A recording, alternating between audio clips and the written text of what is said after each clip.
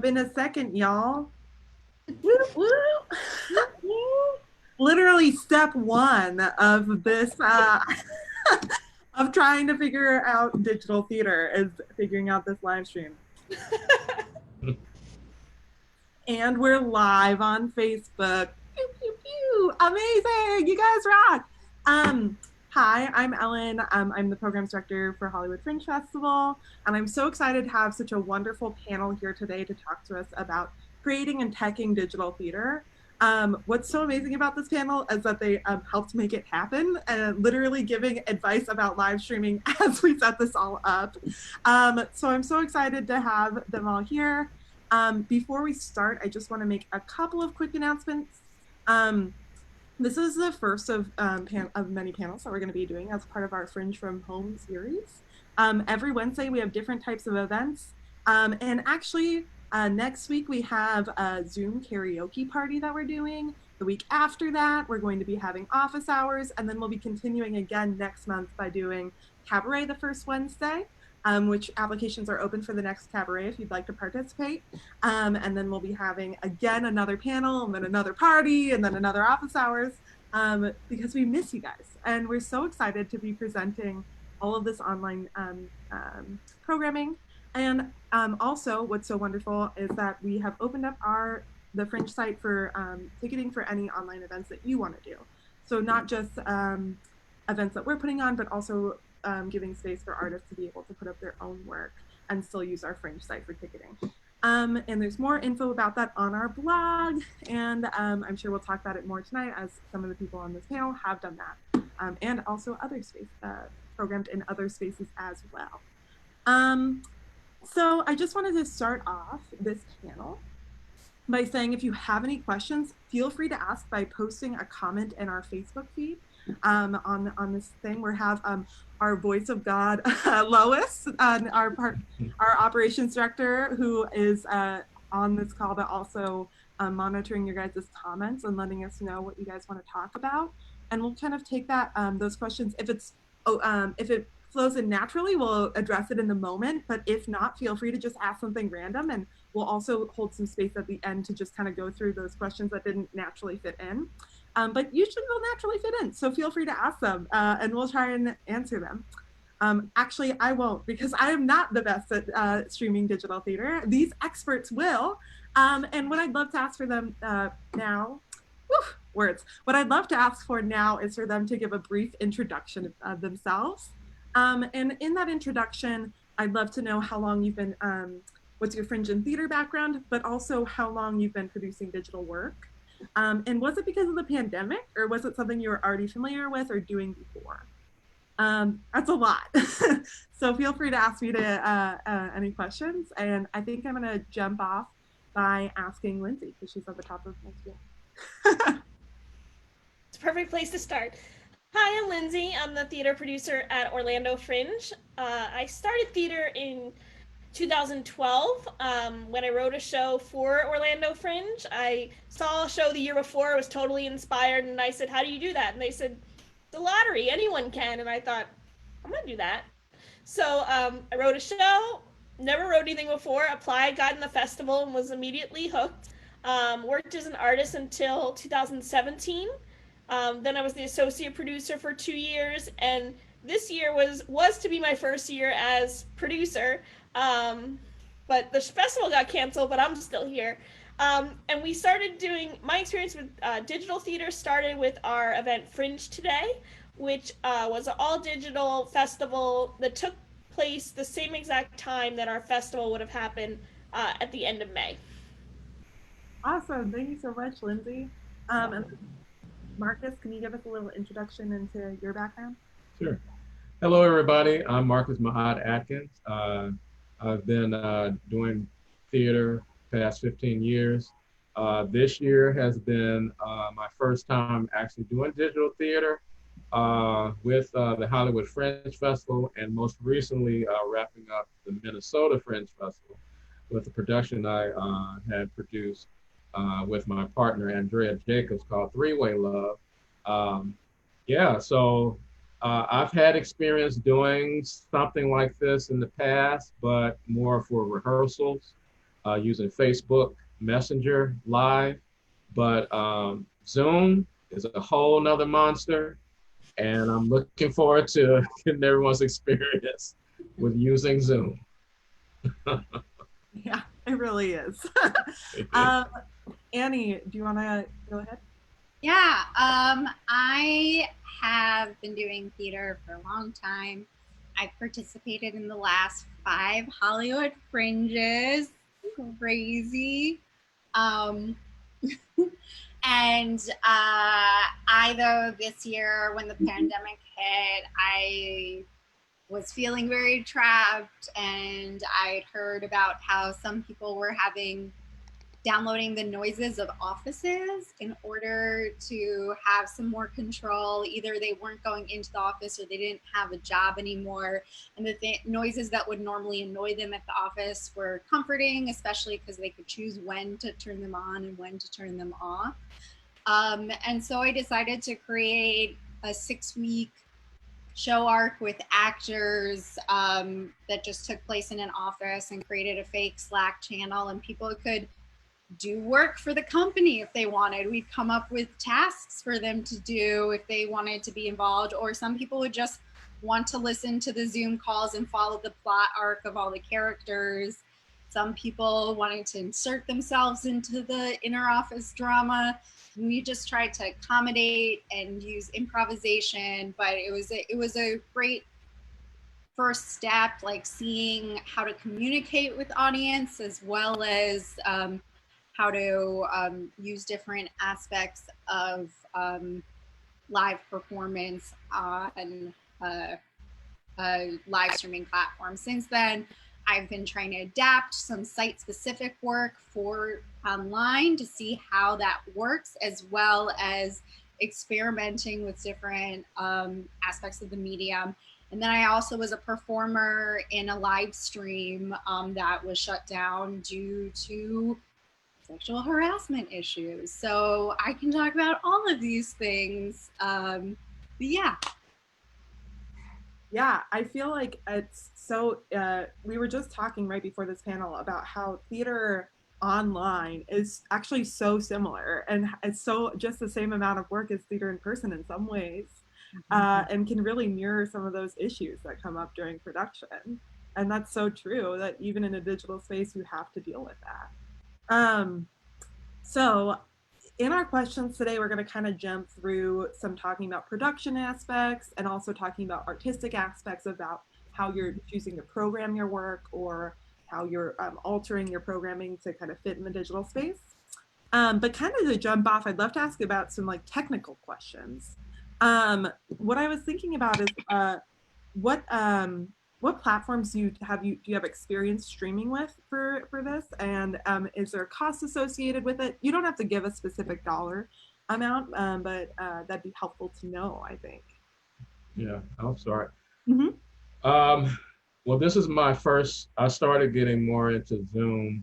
I would say June, around in June. I knew of Zoom because I've been in a few Zoom meetings in the past, but I had someone in my team who was efficient in Zoom, who gave me training on how to screen share, how to do things like, gallery view versus speaker view, things of that nature. I did have to pay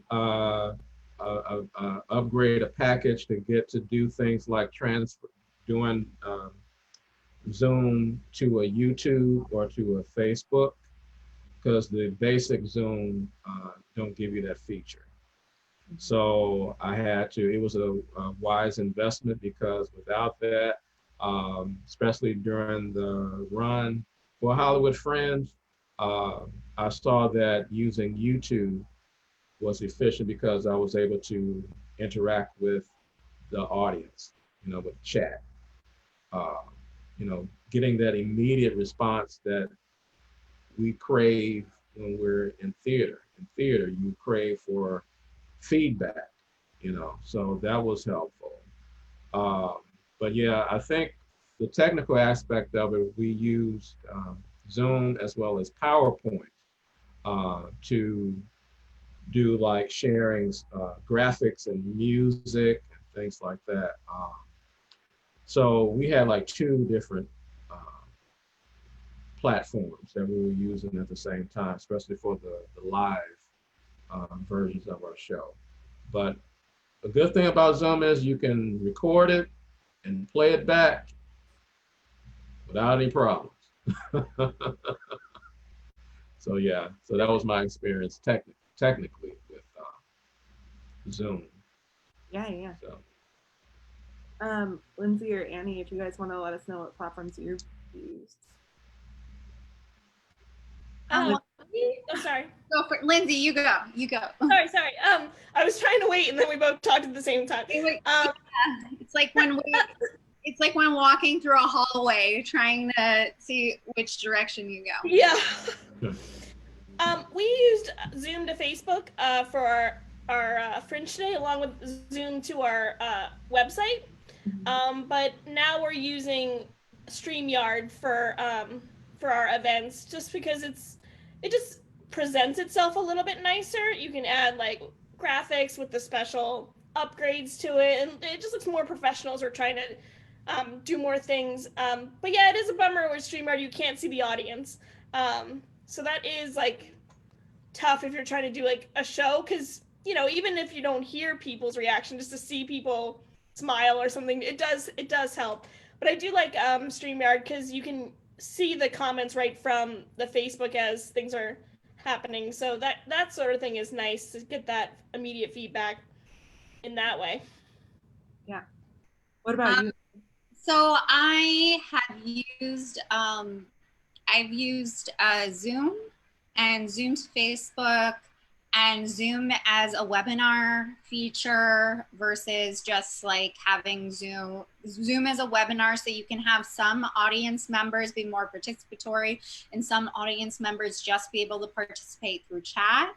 And then I also, when I was performing in a live stream, they were using Wirecast. So they were doing things through rendezvous links. And then for my most recent production, I did a hybrid of Zoom and OBS, which I had. OBS is free software, but it's also very complicated. And I wanted to put together a really complex OBS system in like only 2.5 weeks. So I had to pay someone to help me with that. I had like the basic understanding of how OBS worked, but like he did way more work than I feel I was paying him for. I felt very guilty. You need to like pay people for their work. Obviously we're all very financially restrained, and I kept asking him how I could make this easier for him. He's like, I just want to make it the way you want it. But there's definitely with OBS lots of tricks. But our main issue with using OBS was we wanted our audience to call in on both Zoom and Skype at the same time, because Skype has this thing that's like called like a you can get like a VPN feed from each individual video feed, so you can actually pull one person's video and place it in a thing and have 100% control. And you can have more than the limited, because most services, even with premium like StreamYard or Wirecast, are limited to 10 people having video feeds, or less even. Like sometimes the most expensive plan can only fit 6 people. So we wanted to be able to include video feeds from all of our audience members as well as our actors. But we actually had to cut off ticketing for participatory audience members, because during our second rehearsal with audience members, we had like 10 audience members and our OBS crashed. So we had to cut off ticketing, which I felt really guilty about, because the day of the show I was getting texts from all these people being like, I'm trying to buy tickets and I can't. And I'm like, I'm sorry, you're gonna have to do the free version because of this But yeah, but it's definitely OBS. You can get a lot more actors on the screen than anyone else, but you have to make sure that you have you know, the internet bandwidth for that many people's video streams. You need to make sure that you're operating a computer with large enough memory processing to take in all of that.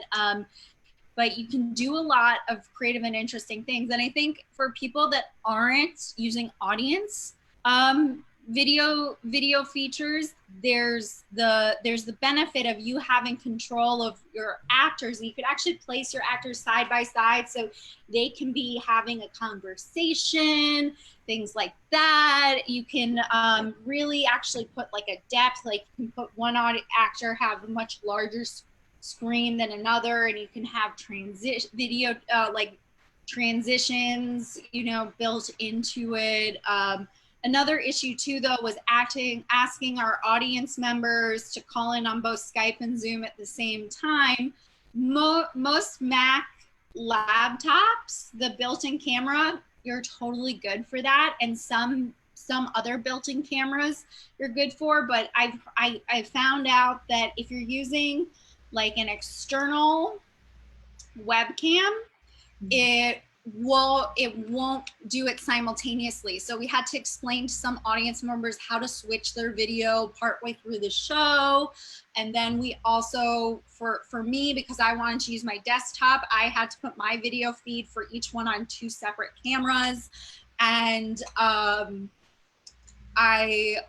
and also, you know, in our arrival instructions, it said if you have a built-in camera, you should be fine. But someone who had a built-in camera wasn't fine, and I had to, like 10 minutes into the show, explain to him. And he, of course, was a blogger, so I got like blogged about with a scathing critique for having to, you know, explain that to him in the middle of it. But the show went on. The show must go on.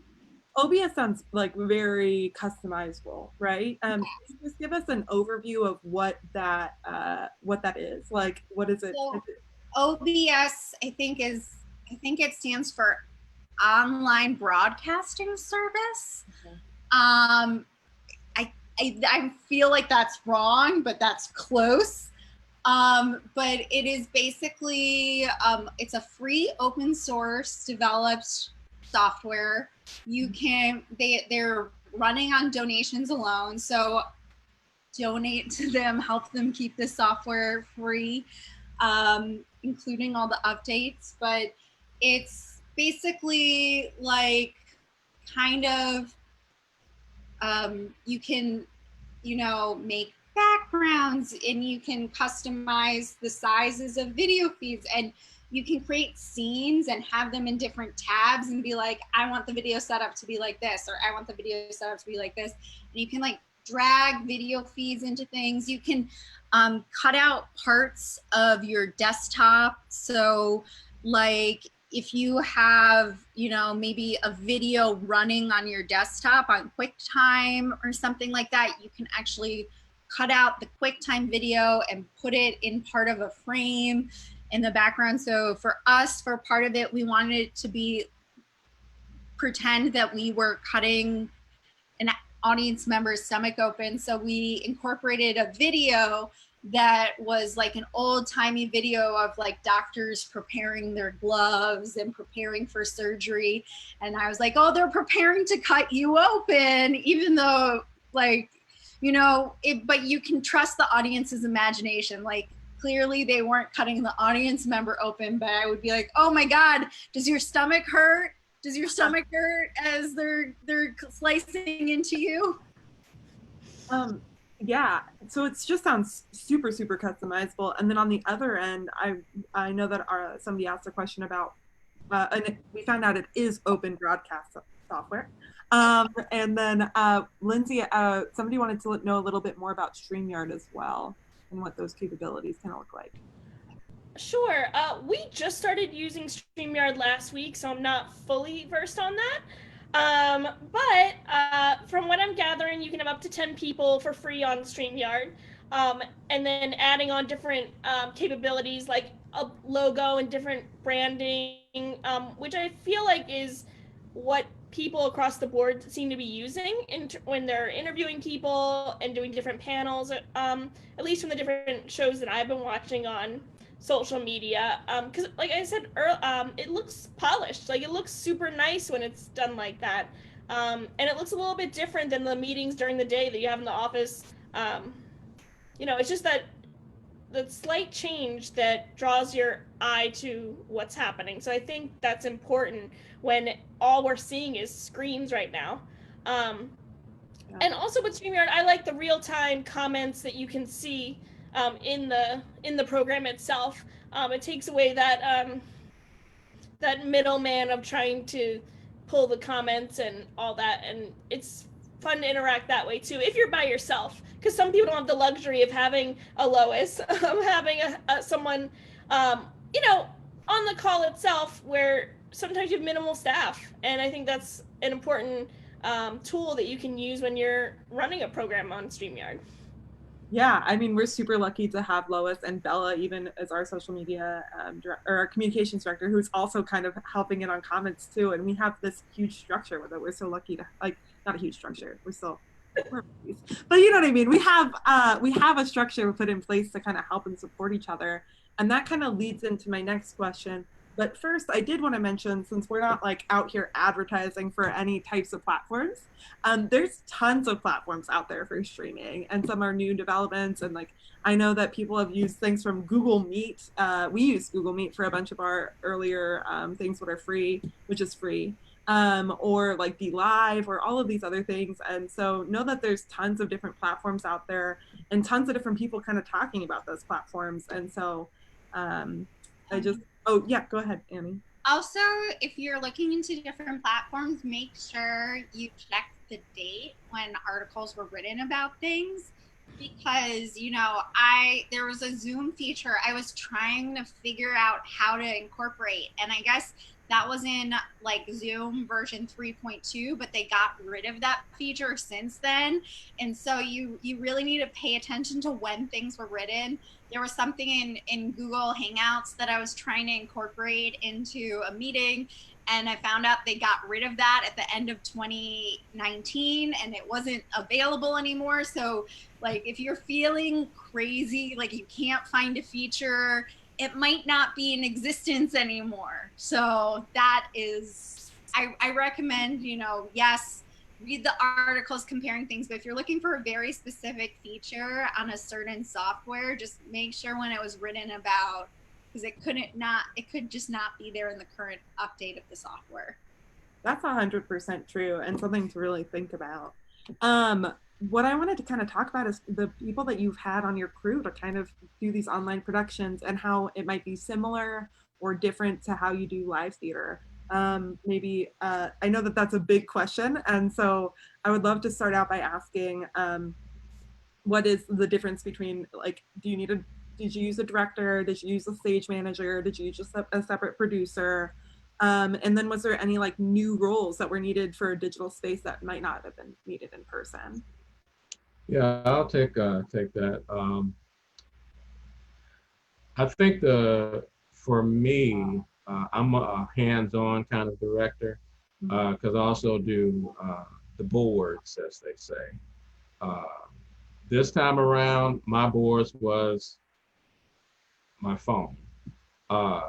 What I did was I had my partner, Andrea Jacobs, who actually ran the show through, she used the PowerPoint, screen shared it through Zoom. And what I mostly did was standby, had everyone with their phones, Facebook Messenger, from actors to Andrea, who was my tech person actually, who was actually running the show. And everyone looked at that while they were performing. Standby act one, scene one, everyone ready? Play slides. Standby this actor. Ready? Go. And that's how it had to be done, because if we didn't do that, it would have been, they would have caught on eventually, because we rehearsed it through tech rehearsals that we've had. But the main thing was I was more just the centerpiece of getting everyone, making sure that everyone was on cue, because there were many of times where uh, it was a couple of times where we had to reset because of Wi-Fi from someone, was off, including myself. But the benefit with Zoom, you can make people co-hosts. And through co-hosts, say like if I'm having a technical issue, then my co-host can take over the show. Um, so that was very helpful. But I kind of used the same process when before the pandemic, doing digital theater with physical theater. I used the phone with my crew, stage manager or whatever. Uh, Everyone ready behind the scenes. All right, stand by, action. Did the same process. I just transferred it over to digital and using the particular functions that Zoom gave you, which was a benefit with Zoom, I would say. It gives, say like if all four of us was doing a show, I can make everyone a co-host and they'll have the same functions, same, uh, power, so to speak, to run a show. Yeah. So that's how we were able to survive the live shows, using our cell phones, using our iPads, using things that they weren't using to perform with, and using that to keep the show going. Yeah.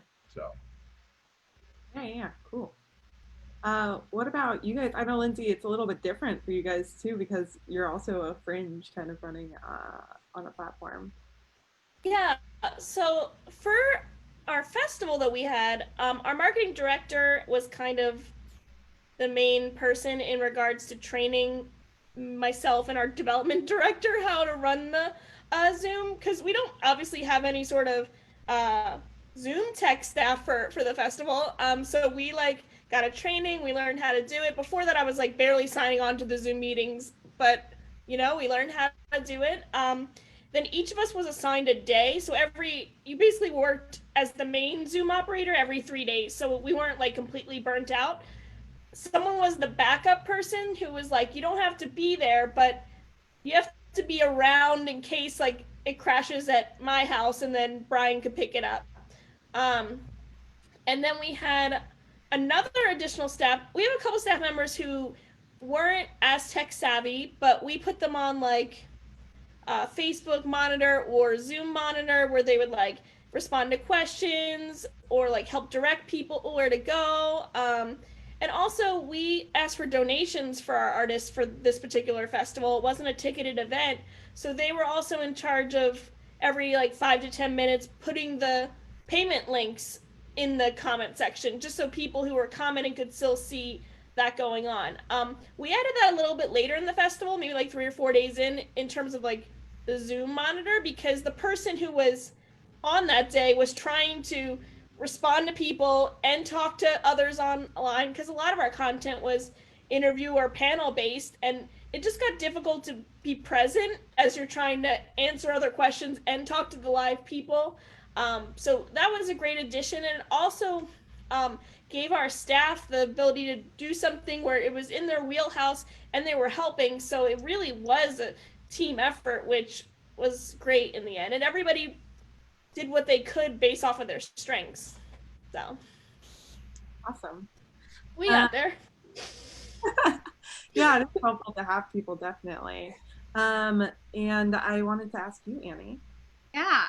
So for me, I for the first time had to bring on a technical director, which is that awesome guy Kyle I explained to you, who was in charge of managing our OBS, and he did an amazing job.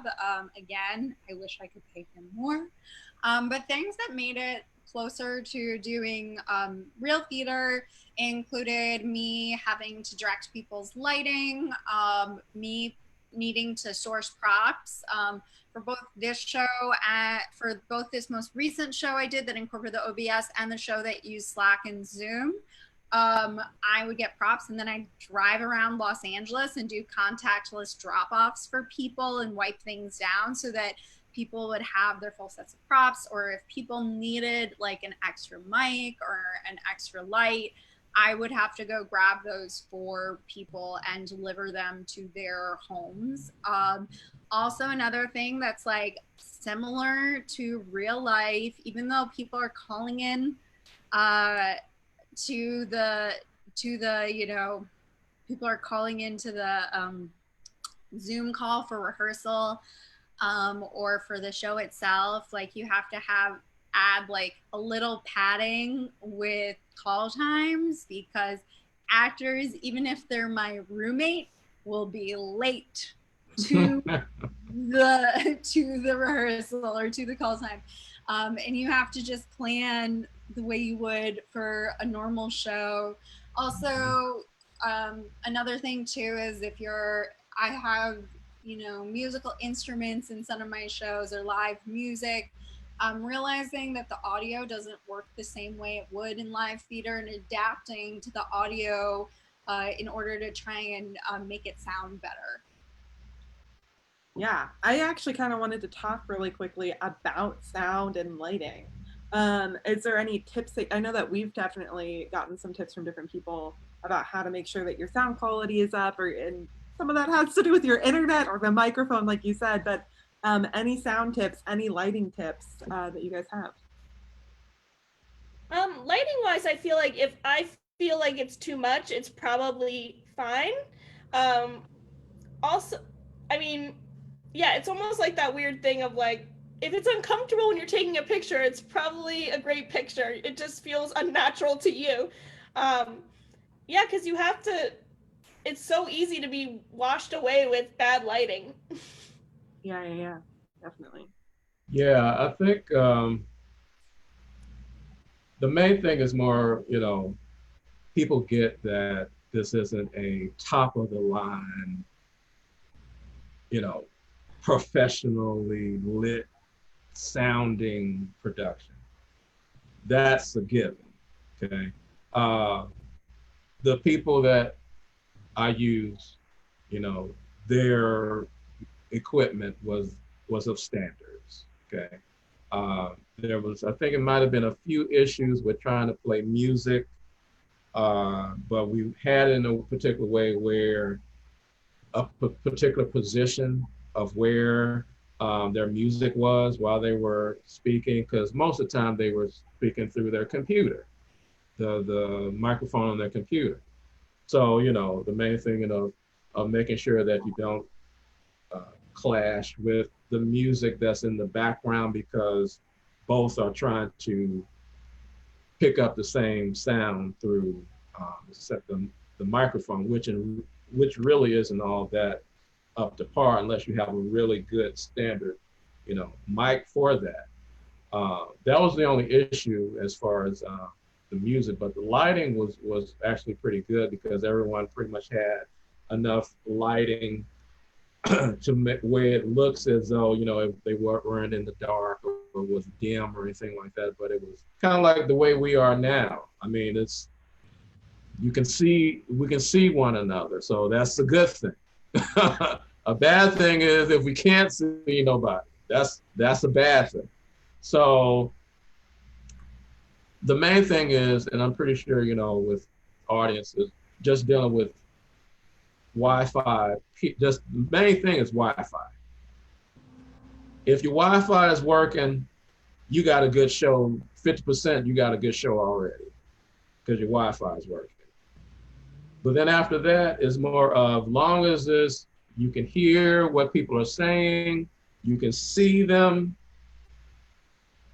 that's the bare minimum, I believe, that should be needed. Unless you want to make it over the top with lighting and, budget for that or whatever. But, in this pandemic, it's all about making sure, doing a production where you don't have to spend that much money on.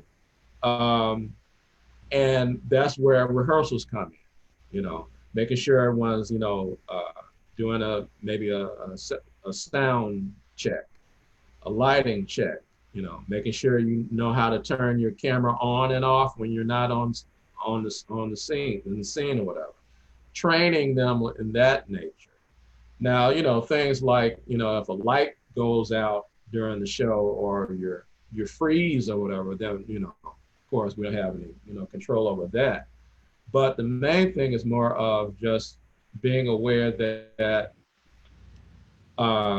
doing digital theater, you're going to have, if you don't have a big budget, at least have it where it's, from the audience point of view, they'll get it that, the lighting might not be totally professional, the sound might not be all the way there, but as long as they hear and see and they get a good story out of it, that's part of the battle. That's part of winning.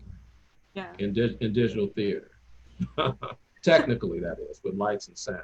Definitely. I think, yeah, go ahead, Annie. So I think there's ways to try, though, even if you have a low budget, to make it feel like you have a very professional. Oh, for sure. Yeah. I'm not saying that, for it to, if, because you don't have any money, it should look as though you don't have, that. But I'm just saying, as far as like, people who don't have that particular budget to get the professional lights and the microphones and the soundboards and all that. The main thing is making sure that as far as what they're seeing and hearing, if they can see clearly, if they can hear clearly, that's basically what I'm saying. As long as you have that, you should be fine. But if you want to enhance it, that's totally fine. But as far as what our production is concerned, we used what we had and it worked. But our main focus was making sure the Wi-Fi, what happens if the Wi-Fi goes out, because you can have the best lighting, you can have the best sound, but if Wi-Fi don't want to work with you that day, you're going back to one and resetting. Yeah. Annie, I was wondering what some of those tips that you had were going to, So first off, you need to make sure if you're using Zoom, and I'm assuming with a lot of other streaming softwares, it's similar, but check whether you have an adaptive mic setting on or what other audio settings are presets, and experiment to see which ones fit best with your performance, because sometimes depending on your settings, it can be programmed to filter out certain noises. But if you're singing, or if someone's being very performative and changing their volumes, it might suddenly switch your volume to think that you're being loud, and then no one can hear you. So you might want to turn off some of those adaptive settings. Also, if your computer's camera is very old, because you have an older computer for a built-in camera, there are some softwares where you can actually, through your Wi-Fi, use your phone's camera, if your phone has a more updated camera, as your computer's camera, and you can be able to stream your phone's camera directly into your computer and be able to use it like that. Some tips with lighting include you can do some really simple things, like if you have a TV, you can actually use your TV as a great light source, and you can use it to make different color tones. There are YouTube channels that are dedicated to just doing a solid color, or you could even project up onto it an image of a solid color, so then you will have that color tone. Or if you want a shifting color tone, those YouTube channels can also do a color shift, or you can program one yourself to have the exact color and lighting shifts you want on like Adobe Premiere or something like that, or Final Cut. And also, if you're using your own practical lighting, it's interesting to play with toning it, like putting a scarf over it in order to, maybe you have a red scarf and you want to give yourself a red tone, or maybe you want to have the lighting, maybe just one side of a person's face. figuring out exactly where you want to place that is key. Also, if you are having a direct light and it's too harsh, you can make a very cheap reflector by just taking aluminum foil and bouncing the light off the aluminum foil. So those are some really DIY ways. But also, if you want to just get a cheap LED that's $16, you can get $16 LEDs off Amazon that you can control with your phone with a mobile app, so you can actually run lighting cues. Yeah, a lot of, I want to interject, a lot of our actors use ring lights, and then they put in the back of their laptops or whatever source that they're using to perform. And that helped a lot with just a basic light, using a ring light and just putting it behind, their performing source, which helped a lot. Definitely. I have a question from the audience, which I'm not exactly sure we can answer, but let's try. Do any of the platforms that you guys have used address the sound sync problem that Zoom has, or have you dealt with that with Zoom, especially, I guess, with live music? We definitely dealt with it. We had like part of our event was having an outdoor stage, so we had like bands play and performers, on anything from like 3-piece to 4-piece bands to like someone on a ukulele. Obviously that was a little easier, but yeah, it's just one of those things where like it's difficult on Zoom to get the sound the way you want it. It's never going to be the same. at least on Zoom is what I've experienced with. But we sure tried, and we like looked up tips and would Google them and send them to all the artists. We like try this, and it got better in certain ways. But when there's too many elements, especially with non-acoustic instruments, it gets tricky. A lot of people I've heard about do use pre-recorded parts of their sessions, like that whole Sondheim like 90th birthday thing. They use mostly pre-recorded things and funneled those in that way. But I'm trying right now, and I'll report back if it works, to figure out a way to use a sound mixer to put it into my mic jack and see if that will address some of those issues. So I'll report back if that works and helps it, because in my theory is that if you're using a sound mixer and putting the audio like through your mic versus it coming from your computer and it actually having the sound programmed into it, that might address it. But I will see. I'm trying to get all the adapters to make that work right now, and we'll, fingers crossed. We're also going to try and see if we do that, we can also use remote mics so that we can walk around with a mic and like this. So we'll see how that works. I will say we did have a DJ for one of the events, and he did it's one of those things where he was the only one, so I didn't get a chance to follow up, but he did something different where he was talking on an actual microphone that he connected somehow to the computer, like you're saying, and the sound was significantly better, and it sounded like it was more connected. So there's got to be something to that. What I think it probably does work better. As a not very tech savvy person, my friend who is a musician has been using like the soundboard to kind of get their whole thing through by sharing their audio as well as their video from that specific console. So I can't speak to that, but I do know that what you guys are saying sounds right to me. What I also kind of wanted to ask about, which is kind of got touched on, is like live versus pre-recorded segments. Did you use both? Did you only use one? Benefits, not benefits. Any comments about that? Yeah, I did. We did both. Well, for Fringe, the Hollywood Fringe, all of them were live. And like I said, we had a couple of moments where we had to reset because someone may have that Wi-Fi issue or something like that, or things like that. But our second run through Minnesota Fringe Festival, we did the first one live, and then they gave you the option to, you can just replay that. And which we saw, of course, you know, when you replay it, it's much easier because there's no pressure of trying to, you know, do a performance, you know, and again, trusting on Wi-Fi, everyone's Wi-Fi, you know, that was, like I said, that's the main thing with digital theater, Wi-Fi. Wi-Fi is the common denominator of all productions. If the Wi-Fi on anyone's platform is off, Did you guys work with oh sorry Annie in a second, but did you guys try having any like Ethernet cables or having people plug directly into the internet? Just wondering. Yeah, they had to hardwire.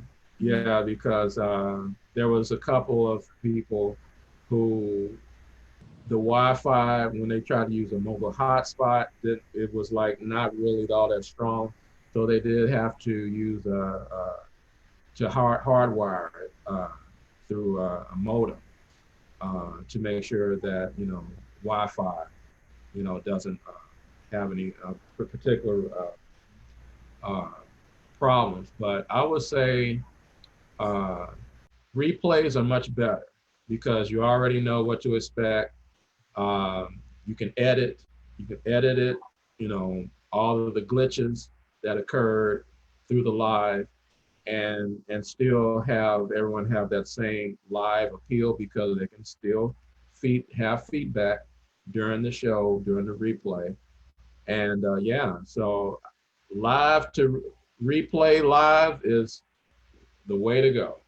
How about you, Annie? I think you had something here. Yeah, well, when Marcus was talking about, you know, his like streaming issues with internet speed, I was also going to comment that Ethernet is so much faster in general. Usually you get whatever the maximum output is. Another thing to think about is a lot of people pay like $10 a month on your cable fee on your internet feed for a router. And if you think about that, that's like $120 a year. So you can return that router, not be paying those fees, and buy a router that also has more plugs, that you can increase the reach in your house or apartment of your Wi-Fi. It also sometimes can just be with how your house was wired. That could be a drawback.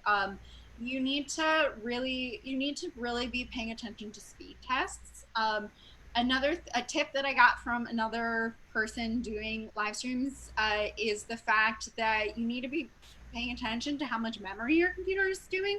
So if you have a lot of tabs open on the internet, that's going to slow down your stream.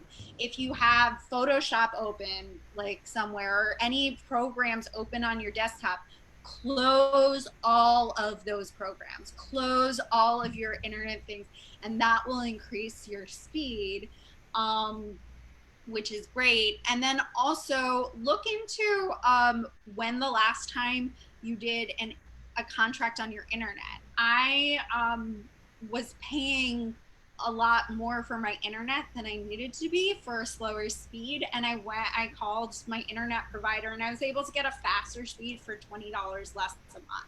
So if you've been in the same internet contract for like 5 years, you might be in an outdated internet contract and be able to get a better deal on your internet. Because they were like, oh, we haven't had this contract for 4 years. You're paying way too much for your internet. So it's just like call and advocate for yourself and see also if maybe you can, with the pandemic, be like, can I get the new customer deal on this? So I'm getting, you know, the fastest speed available for $20 less a month than I was paying, or $30 less a month than I was paying before. And then there's did you guys the original question? Because there was a different question and I had an answer to the original question, but I wanted to address that real quick while we were on the topic. Sure. So did you do any pre-recorded segments as well as live segments?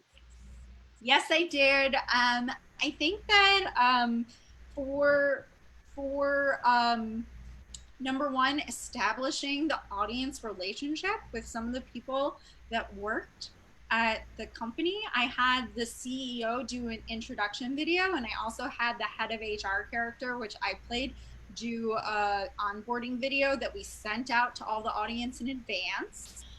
Also, for this most recent show that I did that incorporated the OBS, I was basing it on a live in-person show I did that was site specific. So I went to the actual venue and I pre-recorded a video of me entering the venue, doing the normal speech that someone would do when people enter the venue. So it kind of established that this is the setting you're supposed to be imagining yourself as being in. We also sent everyone ahead of time Zoom backgrounds if they wanted to use them of the actual venue, and I took photos there. And again, as I said, I used that video of like that old-timey video that wasn't recorded of my performers, but that old-timey video of them cutting open you doing surgery. I think that it's like one of those old school cinema tricks that's you needing that's, you know, if you show someone one image and then the next image, they're going to associate them together. So you have to get kind of creative with your visual language. And also I think a great idea for some people is to look up basic photography tricks for how people fake things in photography, because you can do that in you know, with a webcam. So for example, you can put a pane of glass and be dripping water, and you can be like, it's raining, or you can, you know, take a prism and be able to do different things with your image. So those are just some quick tips. Awesome. What about you guys, Lindsay? I know that you probably did, right? Yeah, we did both. And then a couple shows with a combination of both. We did majority live shows. That was my like original requirement, was like everyone just submit a live show. But then as I got closer, some artists were like, can I put my pre-recorded show on? So I said, okay, because I had like space. I found we got the most hiccups with the pre-recorded shows. We had trouble sharing sometimes, then the sound wouldn't line up, it would skip a lot and just freeze. I just found like in our situation for what we were doing, the live stream had more of a success rate, although you know, there were hiccups every day throughout it. And then one of our shows did like a choose your own adventure type, where there was like, it was like a live show, and then it would like freeze, and then you would get to pick which video to go to the next scene. And I just thought that was so original and cool. And they just kind of like were testing it out. But yeah, so we kind of did a whole mixture. Yeah, and it's totally different too with you guys presenting multiple shows one after another, which I think is so important, is that like all of the three of you guys are producing in kind of really different realms too, with immersive theater or and kind of recreating site-specific work and a festival. And I think it's really so interesting to hear from all these backgrounds, and having those similar problems as well as successes is interesting too. I wanted to ask, I got an audience question that saw Three-Way Love and wanted to ask you, Marcus, about, and said, great job, but wanted to ask how you created the passing of objects from one actor's screen to another. I think I know who asked the question. Yeah, if it's a secret trick behind the trade, you don't have to answer. No. I'm just laughing because I think I know who asked that question. I think it's probably my director that asked that question. Well, anyway, it's more a practice. You know, we had it where, you know, someone had a pen, and then the other person pretend like they got it. You know, just different tricks like that. We had a knife fight where both people had a knife and they pretended like they were, you know, it's more of just, you know, the mirror effect, you know, and timing of, you know, when one person acts, the other person reacts, and make it, you know, make sense. Because there was a lot of times where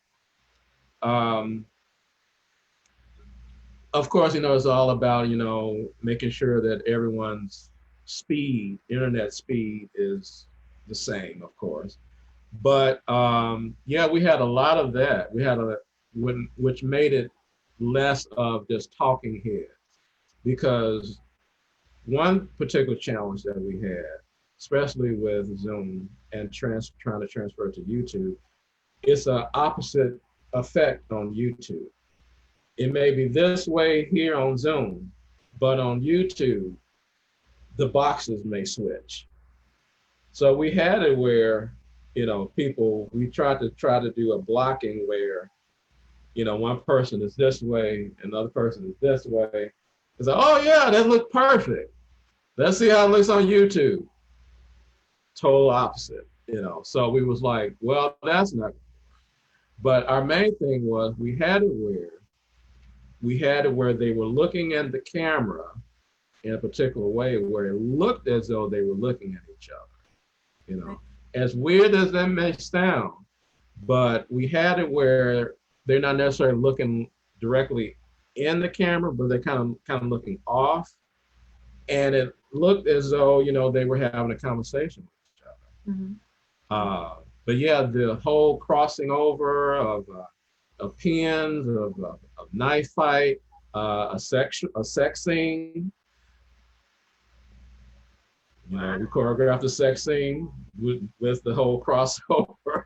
So yeah, it's all about the trick of the eye, the magic of, of theater. We want to recreate that. With theater, there's always that suspense of, suspending of disbelief, and getting people out of their minds of they're looking at a stage or they're looking at boxes. They're actually paying attention to what is going on and believing that it's happening. Mm-hmm. So yeah, so it was all about practicing of all the tricks of, of making it look as though that they, 3D in a way, kind of like a 3D effect.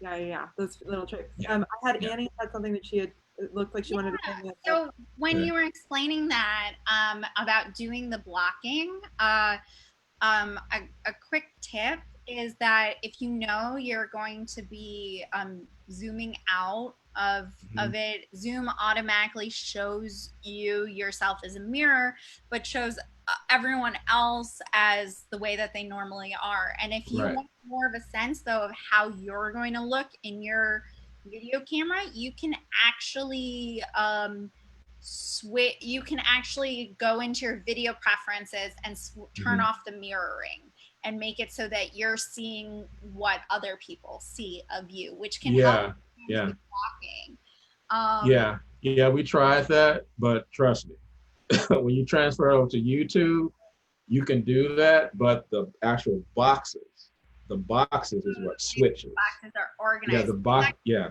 it switch. Sometimes it'll stay if it's like 2 people, but if it's more than 2 people, the whole if you have Zoom area. If you have Zoom for webinar, you can have a little bit more control over, I believe, who is being seen in the panel boxes versus but like who's not seen versus who is seen on a live stream, versus just regular Zoom Premium. So I haven't tried it to YouTube, but I have tried. We had, and trust me.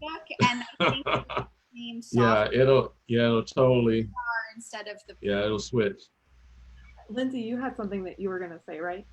Yeah, thank you. I was just gonna say, in agreement to what Marcus was saying, is that I think the heart of it all is to recognize that it's not an actual theater space. You have to cater for what you're working with. And I think fighting it could be detrimental to what you're trying to do. It's like in a theater setting, you wouldn't do a show in a thrust stage the same way you would do a proscenium stage. So treat the digital platforms like different stages, truly. And I think that is the most important thing to remember. And even when we had our festival, from the beginning, I said to our audiences, this is not what you're used to. this will not feel the same, but let's just roll with it and enjoy it. And I think once we got that out of our audiences heads, that like this will be something you will enjoy for sure, but will it feel like you're at a theater? No, it's not supposed to. It's just not supposed to. And I think letting them know that we knew that it wasn't the same kind of helped them embrace the change as well, because it was so new. It was like mid-May when all this was happening with our festival, and we're a 30-year festival. People are used to things a certain way, so it took a while to win people over, but I think us letting them know it's okay that it's different really set us up for success. And I think knowing that, like I said, knowing that this is a different platform, this is a different stage, really will set you up. Right. And knowing the quirks of those platforms 100%, because from StreamYard to Zoom to anything, it totally is quirky. And kind of one day you'll be like, I got it. The next day you'll be like, this changed. The update made it totally different. And that's so true. Is kind of being taking it one day at a time, just kind of like updating a lighting board at your theater. It can totally change how your theater feels. And I think another thing with Zoom, I'm sure Zoom didn't expect its platform to be used for this. And I'm sure because of it, I'm sure they're going to do a lot of changes to Zoom to make it more friendlier for people who want to use this for things such as theater, because, it's mostly used for meetings, having talking heads as meetings, not for blocking, and it is not really for that. But hopefully, a lot of people have complained to Zoom that, look, we need Zoom is, you have your StreamYard, you have your BeLive, you have all that. But I think Zoom, is going to be kind of like the one that a lot of people will use, because even though there's a lot of parts that you can use for it, as far as like changing this and adding your name there, putting a profile there, doing this and that, of all the ones, Zoom mainly will be the one that most of the people will use, in my opinion. Zoom. And it's definitely. I wanted to actually ask you guys a more of an artistic question that you might be able to answer or not answer. And are there certain genres or types of your own work or work that you've seen that you think translates really well to Zoom? And is there anything that you're kind of thinking about artistically when you're translating work to a Zoom or to a digital platform, not just Zoom, but any digital platform? Anything like that? I know, like, I've seen like improv on Zoom or all of these other types of genres as well. I know I saw on Minnesota Fringe Festival, there was a show where it was like whoever got a ticket, whoever was in Zoom, and they created like this on the spot script. And they had everyone who was there to act it out. Oh, fun. Like improv, or I guess whatever. Yeah. And I was like, wow, this is different, totally different audience, totally different, we're gonna do, I don't know, raindrops or something. Let's create a script. And they just, they just read it. They did, they perform it rather. I was like, yeah, like I love the idea. Yeah, that sounds like something that might be, that or this choose your own adventure. Yeah. That or the choose your own adventure that you had talked about, Lindsay. That sounds so interesting. It was really cool. They had like options like on the screen that you could click on to go to the different things, or just say it out loud, and they had like a technical person running it. The other show I saw, we had this group come in, they're touring artists called Mind of a Snail. And they do shadow puppetry, and they performed a live shadow puppetry show one night. And I mean, their shows are breathtaking in general in person, and like I was just curious to see how it would translate on video, but it was just as great. And it was kind of cool because you saw more details of it because it was closer to you than it was like in the theater. So that was like the two that stand out to me the most, because they were both pretty technical, but they pulled it off, probably because they were so technical, so they're used to that sort of thing. Yeah, unlike the rest of us. No, yeah, I feel like immersive theater too has just been like kind of taking off because they're like, we're used to doing with this these challenges. I mean, we're used to non-traditional challenges, but it's like one of those things where my work tends to be focused so much on intimacy and personal connections, and it's just about figuring out ways to create that same feeling when you can't, touch someone or hold their hand or be near someone because you can't touch people in COVID world. Um, but right now I'm in a couple weeks I'm going to be doing a performance of my show I did for Fringe a couple years ago called Death and Coffee, where I would sit with people one on one and have a coffee with them and discuss the death of my grandfather, and it would sound like everything was about me, but then it would slowly evolve into a story about them learning to have more empathy for themselves as people. And like part of that is me giving them a sweater and asking them to have physical warmth, and by the end asking if they have now an emotional warmth for themselves. And it turns out to be my grandfather's sweater. I'm spoiler alert, spoiler alert. But I'm trying to figure out now how to visually represent putting a sweater on the computer and the camera, and like hoping that the people watching have that, and also hoping that people have a warm cup of coffee when they start, a warm cup of tea, and hoping that that translates, because I use the metaphor of the drink slowing, getting colder over the course of the show for it, for the story getting like darker and sadder. And I asked them to like feel their cup and how it's become cold, and so trying to figure out how to do those connections with people when they're not in the room with you, so you can't even sense when their drink's getting cold, is going to be an interesting adaptation, and I'm excited to figure out what I can do to make that happen. Yeah, go ahead, Lindsay. Oh, sorry. Something that we did that I just thought of. We had a bingo hour for our high level donors during the event, but we mailed the bingo cards to them like a week before. So it was that sense of like everybody was holding up the same color card. Like everybody had gotten the same thing. It wasn't like some people had to print it out and some people were looking at it at a computer. And it was something small, it cost to mail an envelope, like very inexpensive, but like the connection was there as if everyone was in the same room doing that.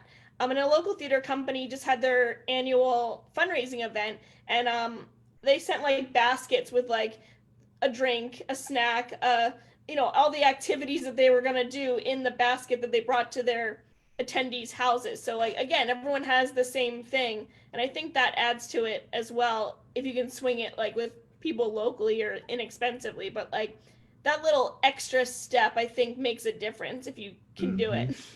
I love the idea of like audience props, not just your actors needing props, but having that connection through like a shared bingo card or a cup of coffee. I think that does help bring that intimacy back that we're all like RIP about, we're all slightly craving.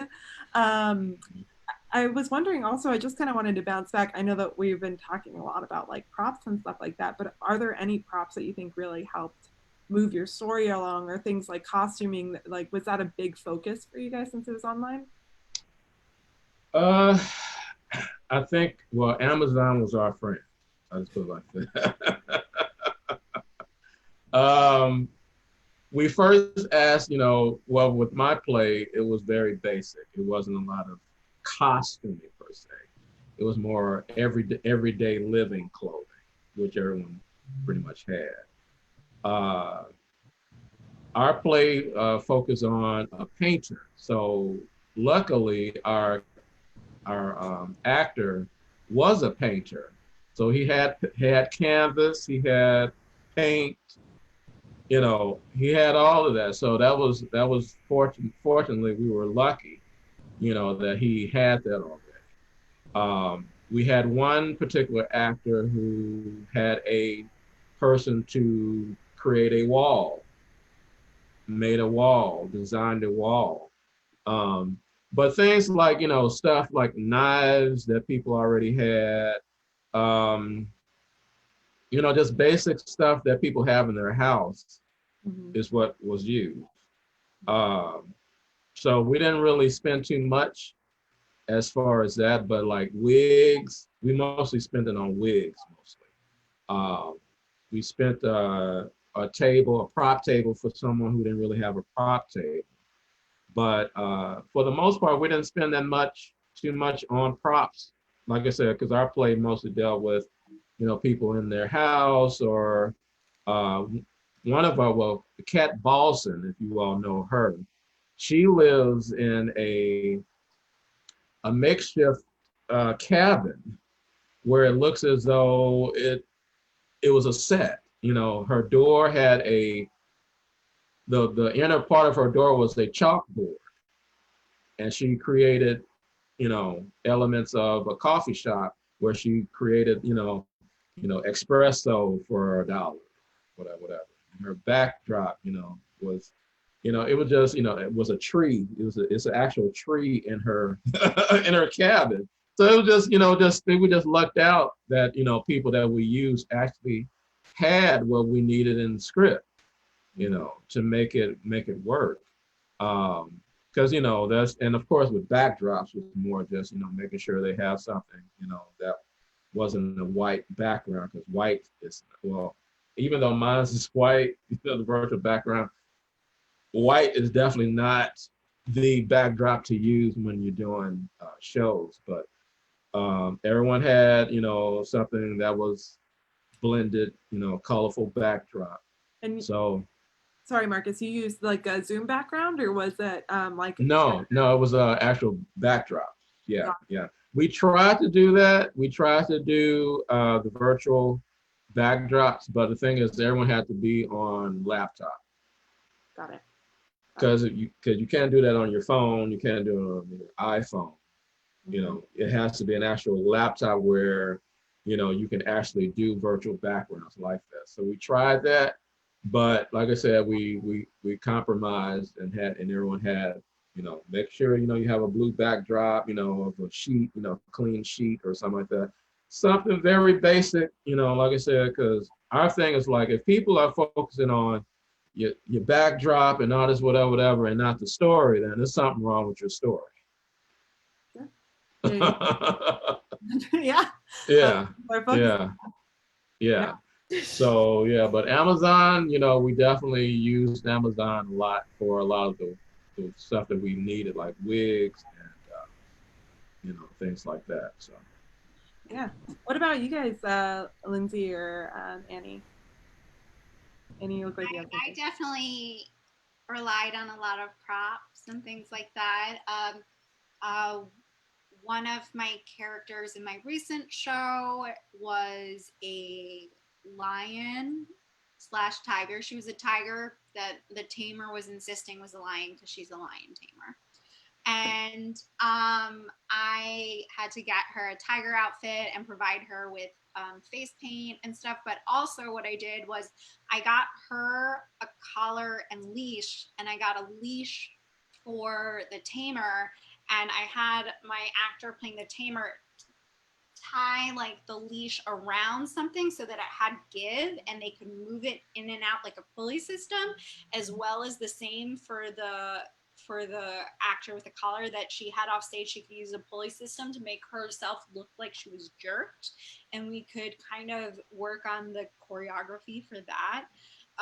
And then also, it was a show where a lot of the cast had worked on the original show, so they still had their costumes from the original show, which was great because it's a vaudevillian show. So there's like a lot of Dust Bowl inspired clown outfits, which really brought it into the forefront. Maybe not the forefront, sorry. Really brought it like into the moment.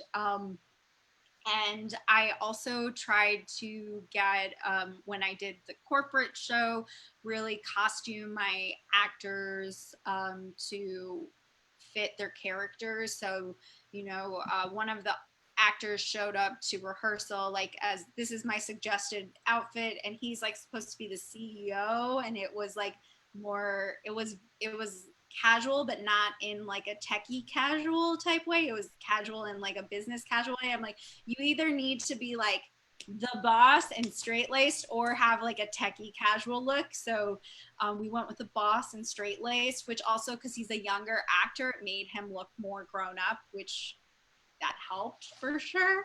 Because, you know, if he's going to be like the 30-year-old CEO of this company, he needs to look like he's the 30-year-old CEO of this startup and is very serious about it. And, you know, just working with people on finding what fit their character is doing. Also, you know, location scouting within a home and making sure that it fits and also still has good internet connection. I'm looking at you, Marcus. I don't know, like I'm because I mean, like, you know, we've been talking about similar things. So I was trying to give you a high five, but Oh. How do you do a high five on the internet? You know? Yeah, do the reaction here. What's the reaction here? and, Oh. yeah, you looked like you were so scared. I was like, I'm not trying to scare you, Marcus, I swear. Oh, no. I'm trying to give you a high five. He choreographed knife fights. He's not scared. Don't know. I was trying to find my reactions here. Yeah.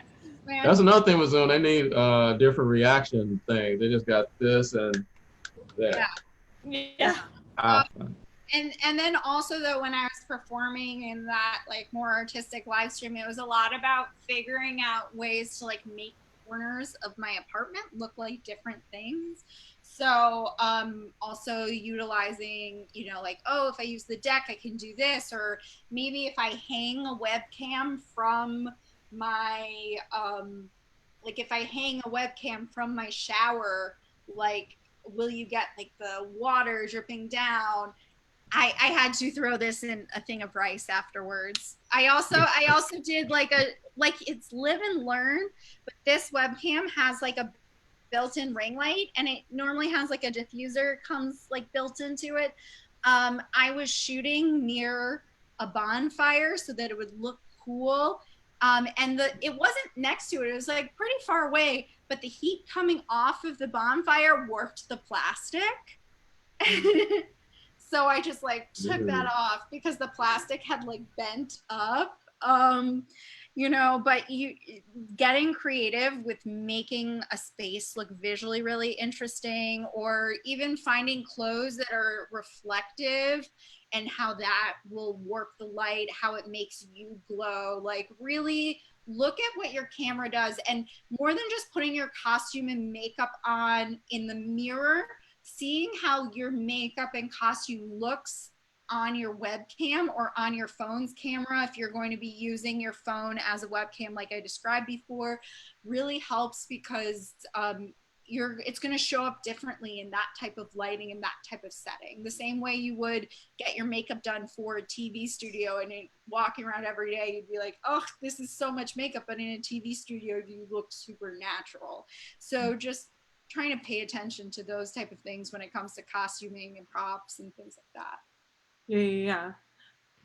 Lindsay, I know that you have a different perspective seeing so many different shows. Was there any like costuming or props that kind of stood out to you, or even stuff in your own events that was really helpful? So our initial intention for what we were doing programming wise was to have a lot of audience interaction. It wasn't our intention to have just straight shows. So when we were beginning to curate acts, as part of the application, I said to them, what would someone at home need in order to participate in your performance? For example, like the initial acts I was pulling in was like a magician was going to teach a trick to the audience. So I said, can they learn with you? And he said, yes. I said, what do they need?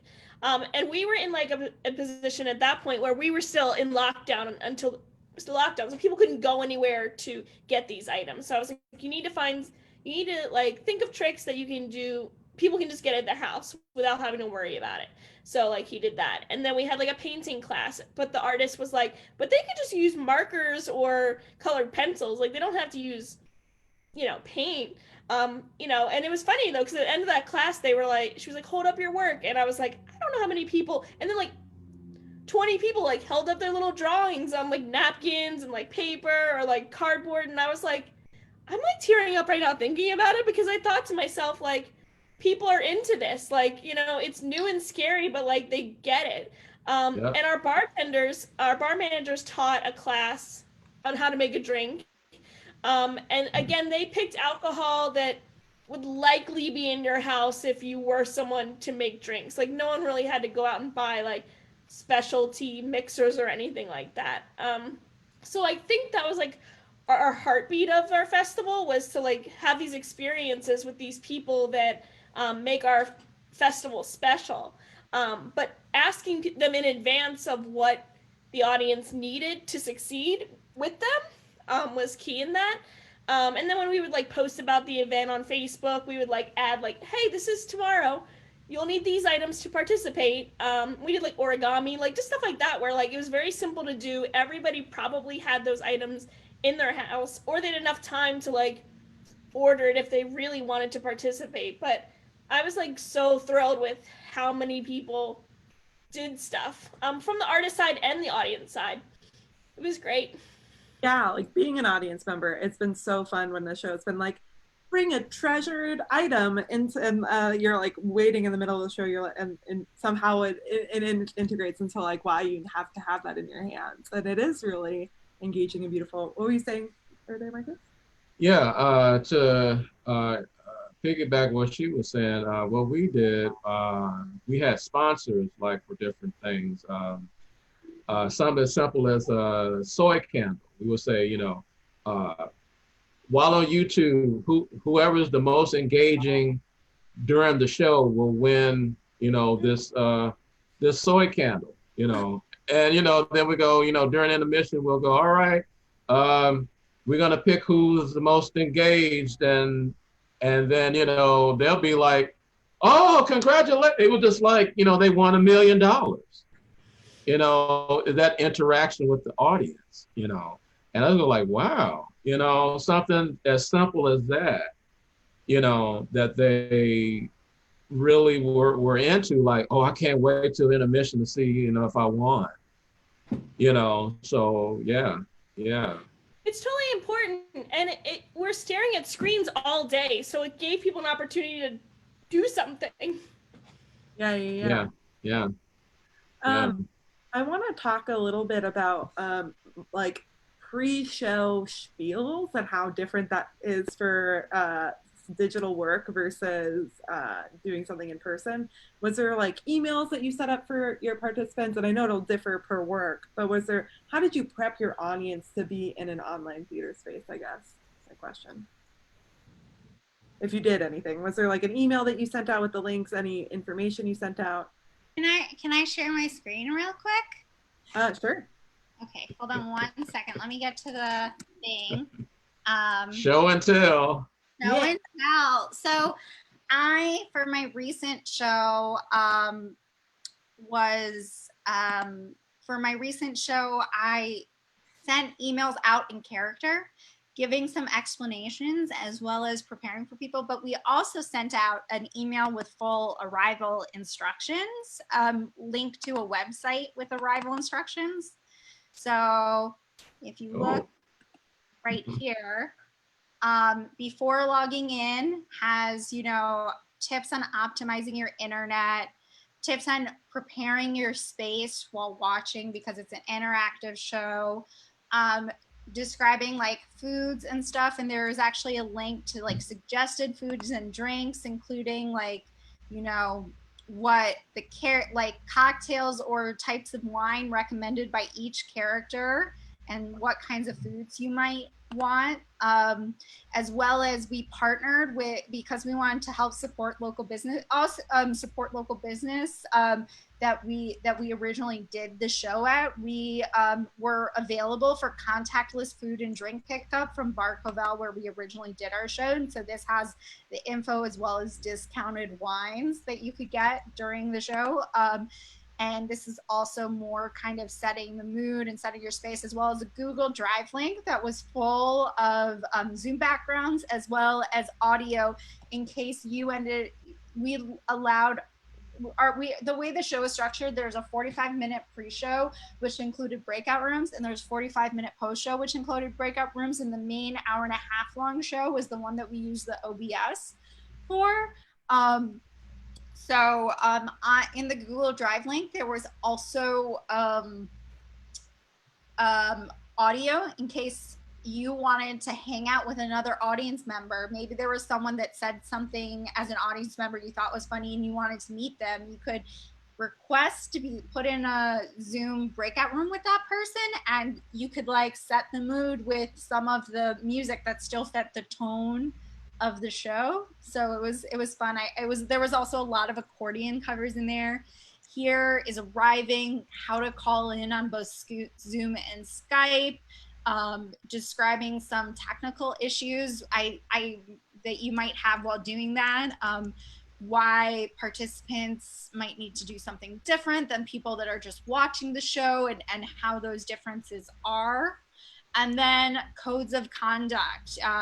Violence, nudity, harassment, and hate speech will not be tolerated. You will be booted from the show if you're found to be interacting with anyone using these behaviors. Drink responsibly. Please know you do not have to drink alcohol the whole evening, or at all for that matter. Water is reasonable and refreshing toasting liquid, because there's a lot of toasts throughout our show.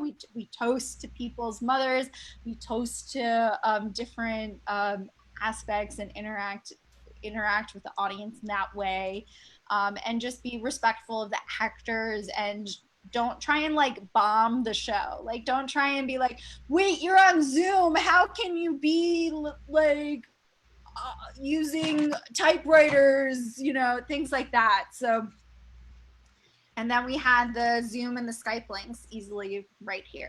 So that was emailed to the participants before? Yeah, it was emailed to the participants. We actually had like a series of emails. So hold on, I can share again real quick.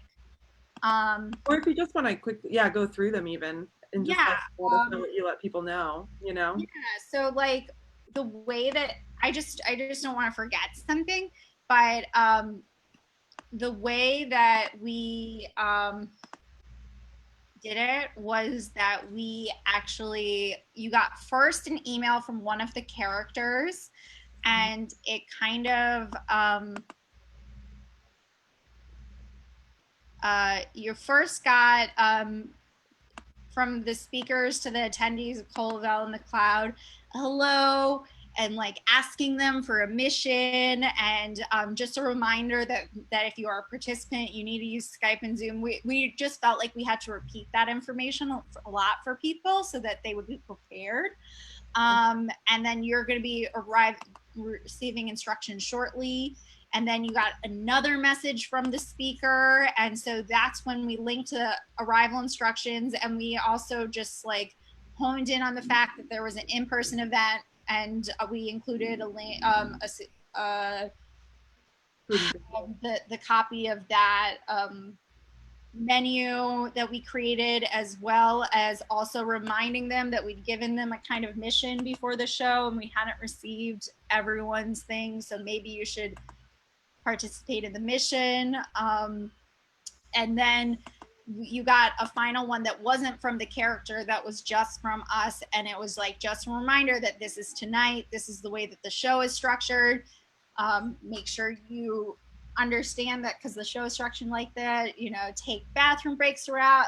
We will not stop the show. So recommended times to take bathroom breaks are when people are singing a song or doing a dance, because there is not much narrative happening in those times. and then, just a reminder of the rules, as well as a reminder link for the instructions. And because knowing that around 3 p.m. I wasn't going to be available, saying that please, if you have any questions, reach out to us before 3 p.m. So yeah, I felt like that was pretty comprehensive. Yeah, definitely. Did you guys do something similar, Marcus? Because I know that your show is a little less interactive, but still. Right. Yeah.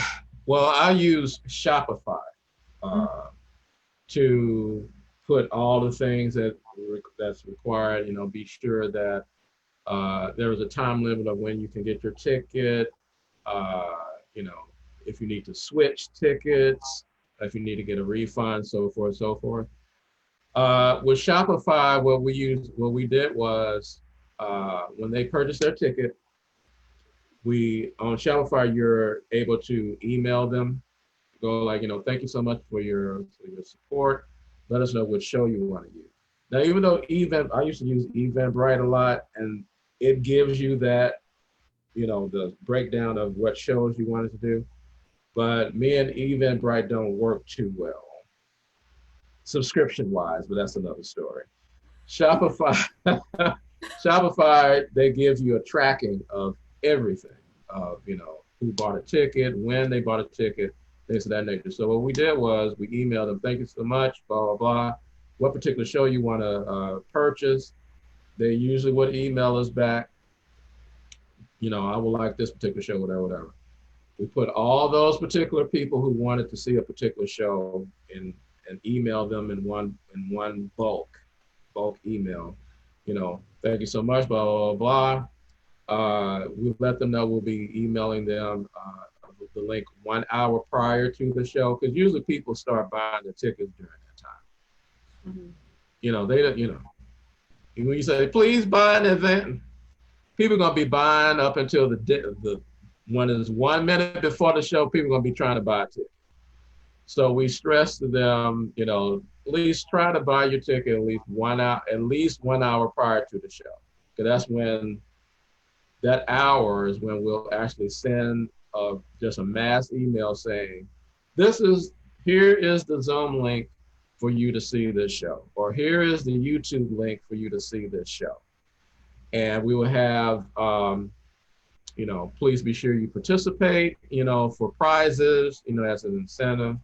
And then we had a link where we had our program booklet, on my website.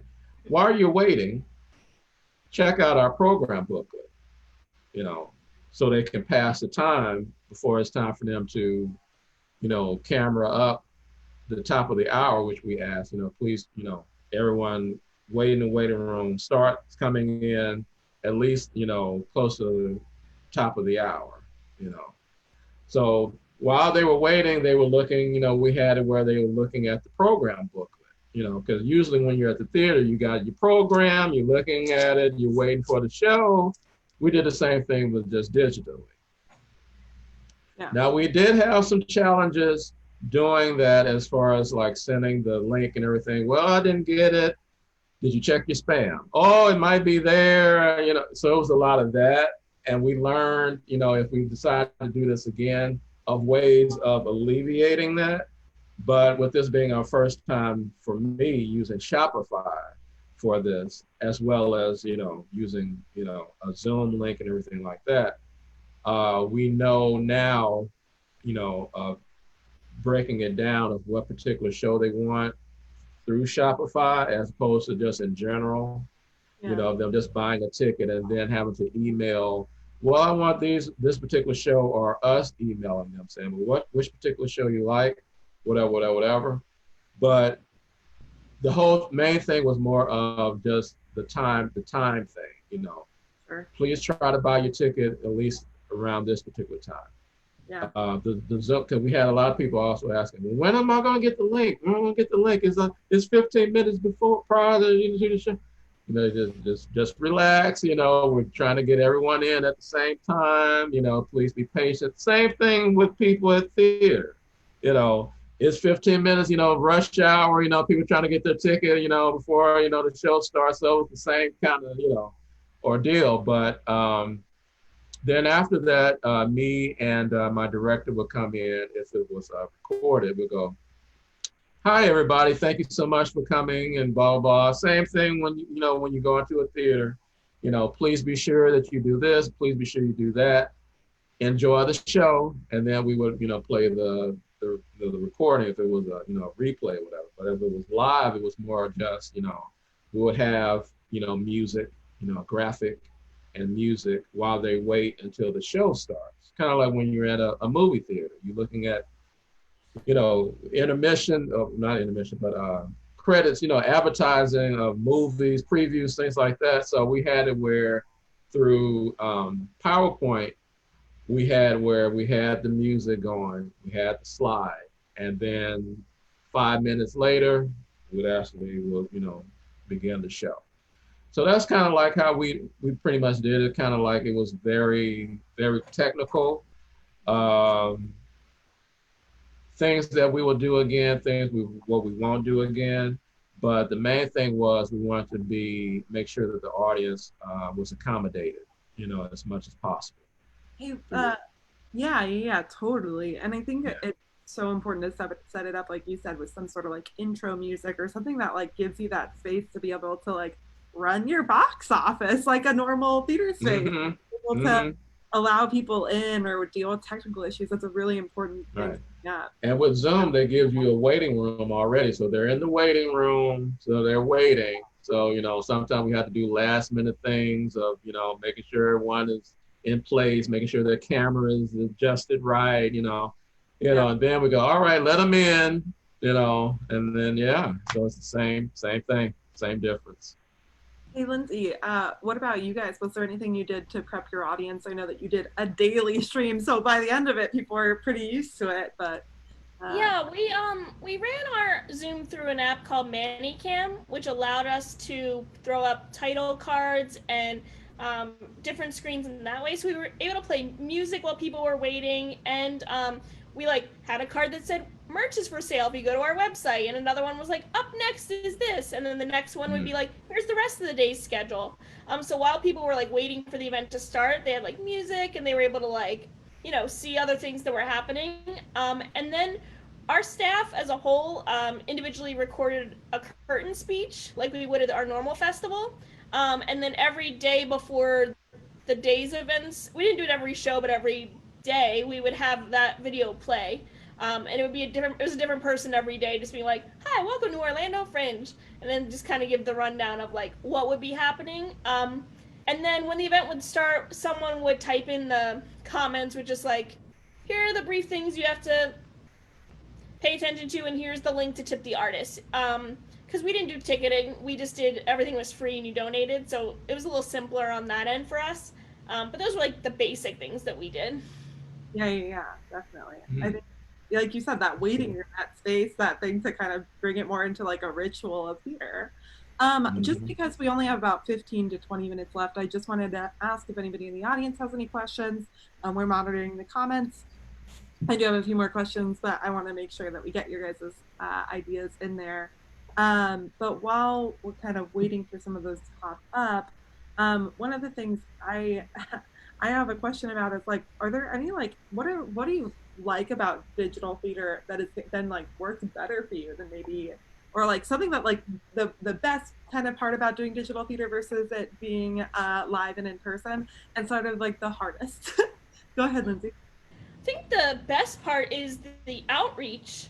I think our audience has expanded so much. We're an international festival to begin with, so I mean, we do get people from a lot of countries as artists, but as audience members, we had a huge reach for Fringe today.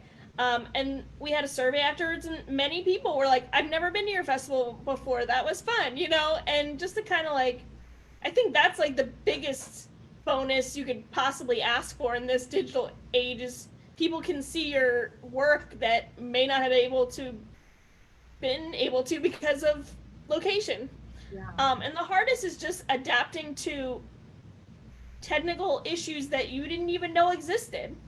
And most people are not technicians, so just mixing human error plus technical error plus recovering with grace and humor really is a combination that needs to be learned for everyone.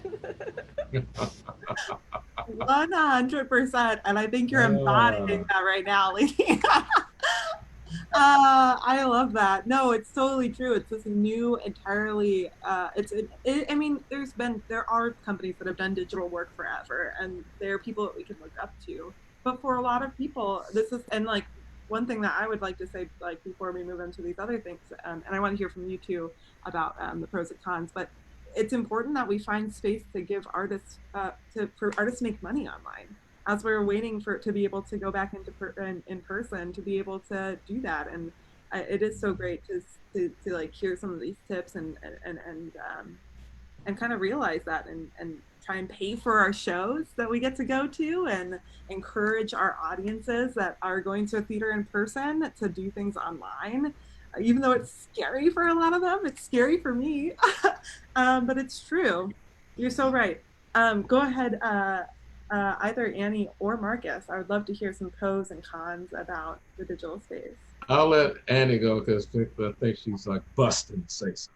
Oh no, I'm not. I actually What? Not now? What? I'm I'm joking. I was like leaning forward because I was like, what's Marcus gonna say to this? Because I feel like a lot of the stuff I was gonna say are like the same things that Lindsay said. So I wanted a second to try and come up with a new no slide, no example. All like, maybe we'll let the next person answer. I know.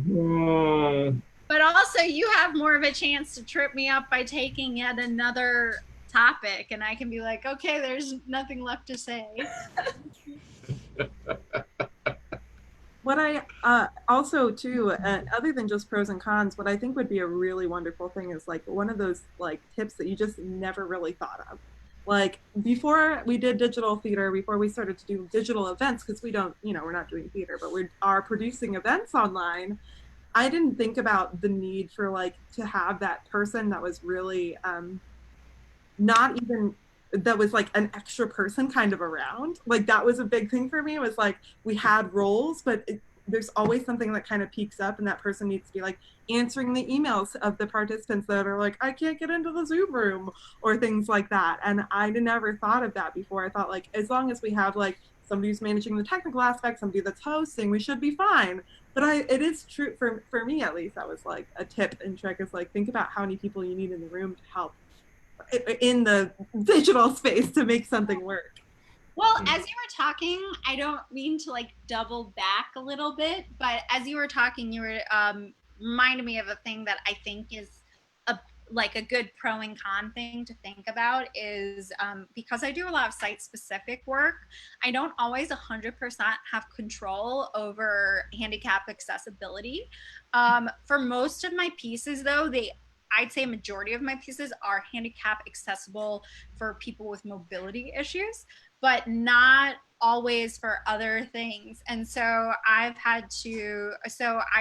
though am grateful that doing stuff digitally, you can reach handicapped people with mobility issues easily for any type of theater that they might have had issues with before. And I also have been, because a lot of my pieces are very audio and sound based, I've had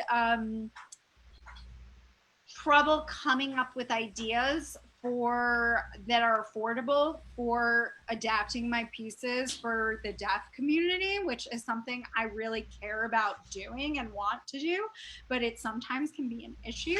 And so I've started to make it, I will pay for it because it's not that expensive to have a computer automated service, kind of like Siri or whatever, just recognizing your voices and doing, if a deaf person wants to get a ticket to my show, having it just do auto generate closed captioning.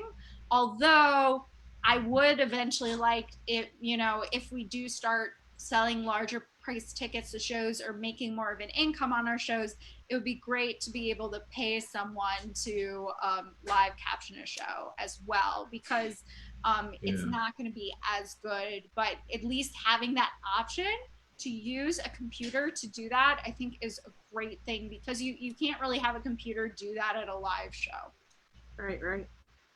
Yeah, I think Minnesota Fringe Festival had that option for everyone to, if you wanted to have your show closed captioned for people who are, of the, the deaf community, things like that. So yeah, that's definitely something that's useful as far as with digital theater.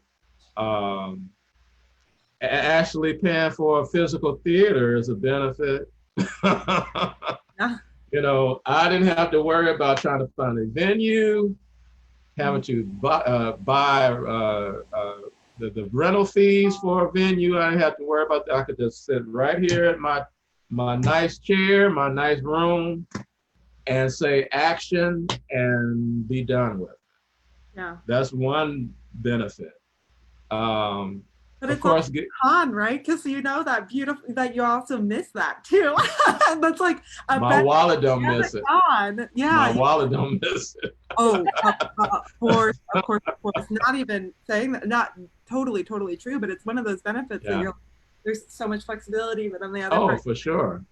Yeah, because I want the whole thing what Annie was saying about the interaction with your audience and as well as your actors, to actually see them, actually feel them. That was a con, because I usually feed, as a director, I feed on the actor and what they're giving me in person. But the good thing about digital was I was able to still feel it through the digital. That still gave me that, but it's still good to actually see them, smell them, all of that, and to create what you put down on paper, but the benefit is it's still giving people, actors, jobs, still giving people who stage manage jobs, still honing their craft, their skills during the pandemic. Because if I recall, during one of the discussions that you had a while back, and one of the people there was like, well, it's a pandemic and I don't know what to do. I just stopped writing. And I was going like, no, this is the time to use your talent, use your skills, and create something totally new, totally out of your comfort zone.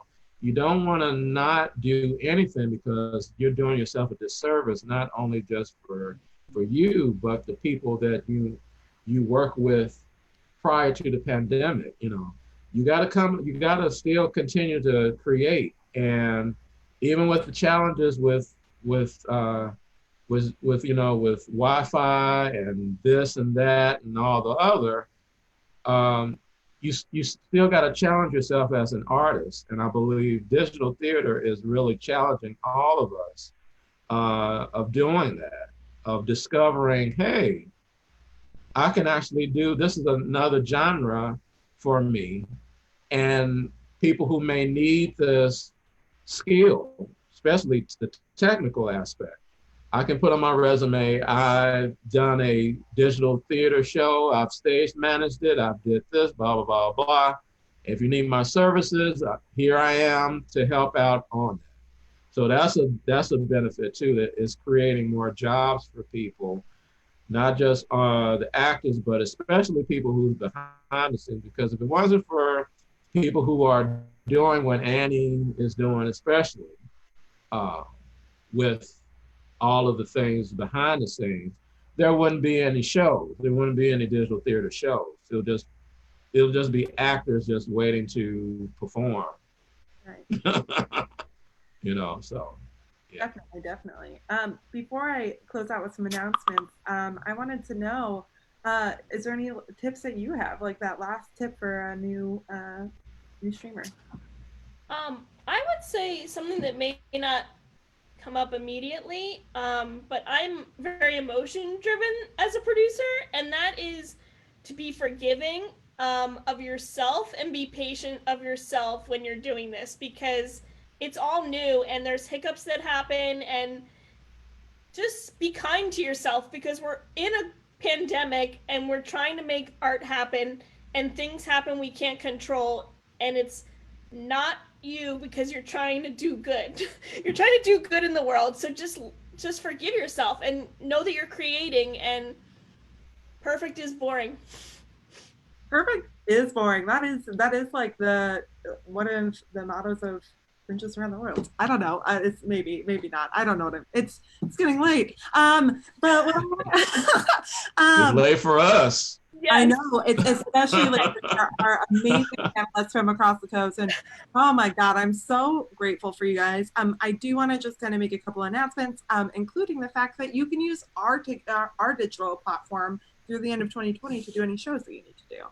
So we're offering up our platform free of charge. You get 100% of the ticketing proceeds outside of a tiny ticketing fee, which is much lower than something like Eventbrite or a lot of the other ticketing platforms that you'll use.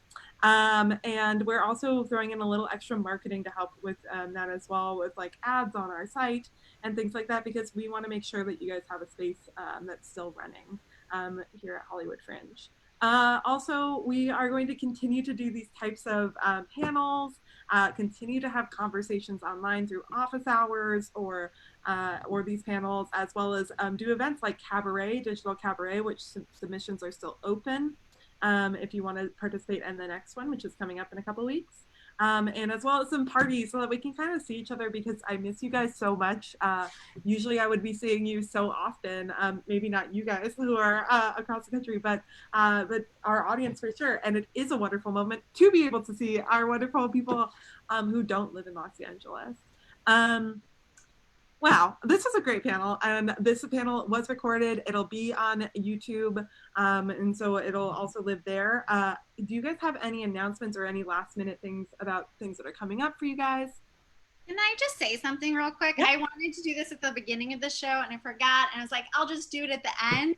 But I'm like sitting here in Hollywood itself, and I just want, I'm pronouncing this right. I probably am not, but I just wanted to do a quick Native American land acknowledgement for the Chumash people, whose land was where the Hollywood Fringe currently is. And I'm trying to be more socially aware by doing that at the beginning of my shows when possible. So I just wanted to do that as well for here. Yeah, thank you so much for that. Yeah, definitely. Yeah, I was just in closing, there should be no excuse for artists to not do not do anything. I was expecting a lot more shows, during after you all canceled. I was expecting a lot more people to step up and put your head in the lion's mouth, run through the fire and take a chance and do something. And I'm glad that, yeah, I'm just glad that you all are doing this till the end of the year, because I just feel it should be much more shows that Hollywood Fringe could and should have during this pandemic. It should be much more. And I'm hoping that this is an influencer for those who are still on the fence of trying to do this or still not assured. Trust me, it can happen. It's been done. It will be done. And hopefully this particular discussion will touch someone out there who's looking at this now and in the future to just go ahead and do it. Go ahead and get, it don't have to be a perfect production. It doesn't have to be the greatest of everything, but do something. Create, do something. And I think that it's especially important to recognize how supportive our community really is, and how much we really want to see each other succeed. And we're exactly. we're very, very lucky to have that. And it's a tough time. I will not lie, and I understand that some people might not be able to do stuff, but we do hope that if you are having like any reservations because of any nervousness, to know that people are excited to see your work. Yes. And I'm particularly grateful for that, yeah, as well, that we have these amazing artists who are here to be like, I'm here to see your show. I'm here to talk about your show, to be excited about it. So thank you for mentioning that. Any announcements else in closing? Go ahead, Lindsay. Hi, I have two. One, we have our winter mini festival in January. So if anyone watching wants to be a part of it, applications are live until September 1st. You can find the application on our website. Even if you just have a digital show, we may not go digital, but if we do, just apply anyway, because I'll just talk to you about it. Also, we have First Fringe Fridays. We just started last week. Our September theme is BIPOC 10-minute play festival, and applications for that will go live on Friday. So all on our website, you'll be able to find all that information, or just find me on Facebook, or just message Fringe on Facebook, and we'll get you all set up. Yeah, totally. Could you announce that website, Lindsay? Yes. For the Fringe for January. Yeah, it's orlandofringe.org. Okay. You might be getting a call from me. Yes, please. Please. So I did that. Smooth, right? Smooth, right? Join us. Come join the party. I'm going to give a couple shout outs really quick. One to our other two staffers that are helping out tonight. Lois Neville, our operations director, and Luna, our communication instructor, who I could not do this without them, and they are the best, literally the best. And also these panelists that have just, I don't know, I leave every conversation with the three of you guys with a smile on my face, and I feel so grateful to have been able to do this with you guys. And this will be put up on YouTube as well as kept up. So if you guys want to share it, and anybody in the comments is like, hey, this was helpful, feel free to reference it later on. And that's it. Come to Fringe. My website real quick. Go ahead. Yeah. Okay. If you go to abcinteractive.biz and go to the upcoming events section, there will be information about upcoming events. I'm actually updating that with new information tonight. And also every single week, I'm going to be trying to update it with the most up-to-date information. But I'm going to be doing a digital positive affirmation dance party coming up. I'm going to be doing that adaptation of my show. I'm going to be doing a reading and talk back of one of my Hollywood Fringe shows, and a bunch of other events over the next 2 months. So please keep up to date on the upcoming events section. You can even sign up for an email. So abcinteractive.biz. That's awesome. That's so great to know. Yeah, and keep connected with us too. We're going to be every Wednesday doing events like this. So keep hanging out with us on our Wednesday events, and also keep up with the HollywoodFringe.org upcoming events, because we have shows adding all the time, which we're so excited to see. Thank you all so much. I'm going to go off live. Thank you. Thank you, Ellen.